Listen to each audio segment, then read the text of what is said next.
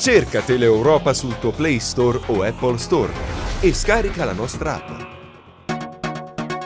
Cominciato il campionato di Serie C, i risultati già li sapete, sorridono il Rende e il Catanzaro vittoriose, sconfitte Regina e Cosenza. Vediamo. Una falsa partenza di quelle che fanno sprofondare nel pessimismo una piazza umorale come quella di Cosenza, capace di esaltarsi e deprimersi nel giro di pochi giorni. La sconfitta di Monopoli ha cancellato l'aurea di entusiasmo che si era creata attorno alla squadra rossoblù, facendo prevalere dubbi e perplessità. È presto, troppo presto per emettere sentenze. Casomai è il momento di ragionare, capire e rimediare. L'1-2 in fotocopia del Monopoli, messo a segno da Mercadante, ha fatto suonare nuovamente il campanello d'allarme, ascoltato durante la gara di Team Cup contro l'Alessandria. Le palle inattive sono un aspetto da valutare con attenzione. E poi c'è il resto della gara, dal gol dei Bruccini in poi, rete che aveva riportato in partita i rossoblù, favoriti nella possibile rimonta anche dall'espulsione di Lanzolla, che ha permesso ai lupi di giocare gran parte del secondo tempo in superiorità numerica.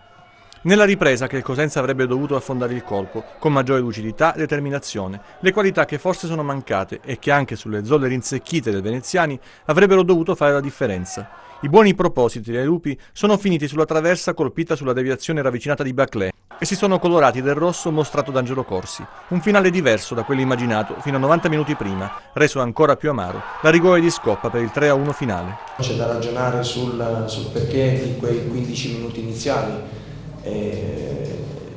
Poi abbiamo cercato di fare qualcosa, abbiamo cercato di raddrizzarla, ma nella maniera non giusta, non corretta, non come doveva essere. A me non piace parlare di mercato perché so di avere una squadra importante e so che questi ragazzi possono fare un percorso importante. Adesso è successo quello che è successo, ma come dicevo prima c'è da analizzare con tutta serenità per cercare di tirare fuori gli elementi migliorabili e poi insomma abbiamo un anno, un cammino davanti dove questi incidenti il più delle volte sono salutari, se si affronta con la giusta serenità, si va ad analizzare punto punto quello che è mancato, quello che potevamo fare e che in realtà non abbiamo fatto. C'è la firma di Cunzi e Falcone sul successo del Catanzaro sulla Casertana, un elemento già in organico nella scorsa stagione e uno degli ultimi arrivati. Un buon segno per Alessandro Erra, che è riuscito a mixare la rosa e a trovare subito la reazione giusta dopo il passo falso commesso in Coppa a Reggio. Primo tempo da incorniciare per i giallorossi, se non fosse per l'infortunio subito da Infantino,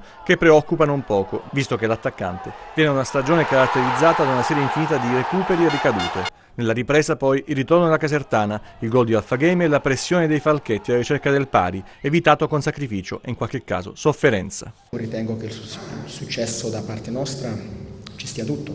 Onore alla Casertana che, ripeto, ci ha messo in difficoltà soprattutto nel secondo tempo, ma era anche doveroso aspettarsi una reazione da parte loro. Se poi vediamo che nel reparto avanzato hanno giocatori tipo Marotta, Alfagame, Padovan, e quindi mi sembra che sia tutto in determinati canoni, considerando il fatto che siamo anche alla prima partita e i valori ancora si devono determinare. Derby spettacolare tra Rende e Regina, occasioni da gol ed entusiasmo sugli spalti per il ritorno dei biancorossi in Serie C. Gara affrontata a viso aperto, accesa da padroni di casa, pericolosi in area Amaranto con Actis Goretta e dal calcio di punizione di De Francesco, vicino al vantaggio, così come i biancorossi al tiro con Gigliotti stoppato da Cucchietti.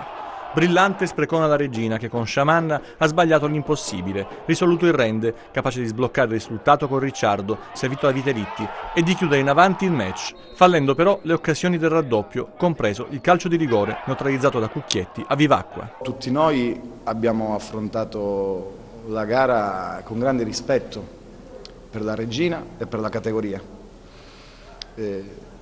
Era una partita piena di incognite.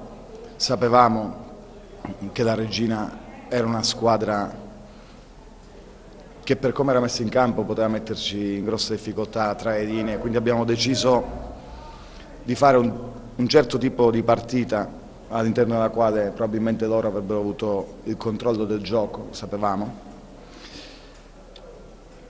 E penso anche che abbiamo incontrato una Regina che anche per struttura fisica veramente era in ottima forma. La mia squadra per buona parte della gara ha avuto il pallino del gioco